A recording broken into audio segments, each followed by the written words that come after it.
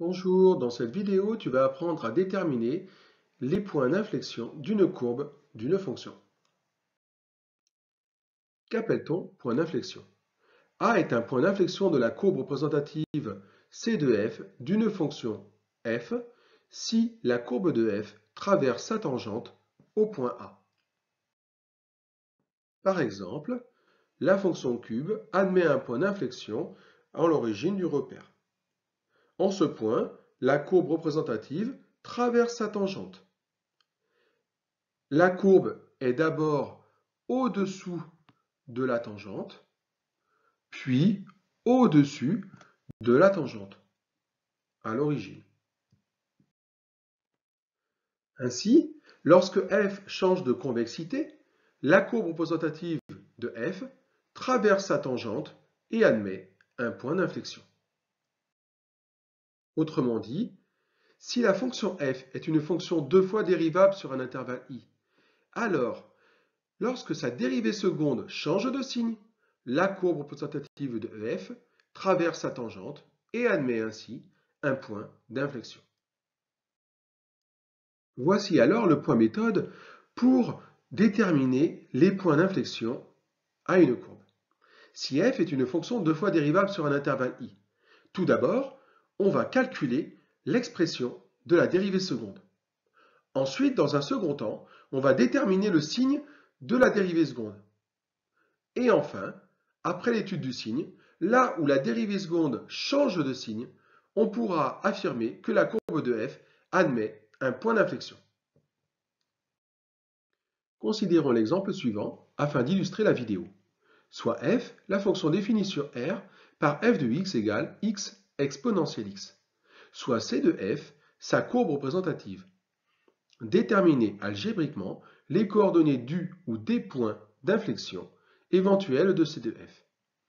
Pour ce faire, on va appliquer la méthode.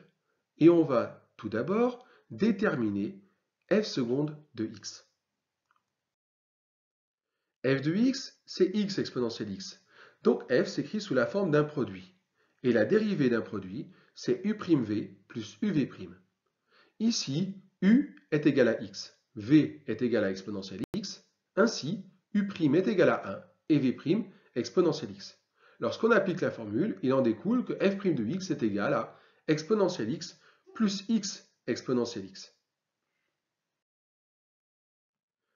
En factorisant par exponentielle x, on obtient que f' de x est égal à 1 plus x facteur de exponentielle x. Il nous faut maintenant dériver f' afin d'obtenir f seconde. F' est aussi de la forme u fois v. Avec u égale 1 plus x et v égale exponentielle x. On a alors u' égale 1, v' égale exponentielle x, et lorsqu'on applique la formule, on obtient f seconde de x égale exponentielle x plus 1 plus x facteur d'exponentielle x.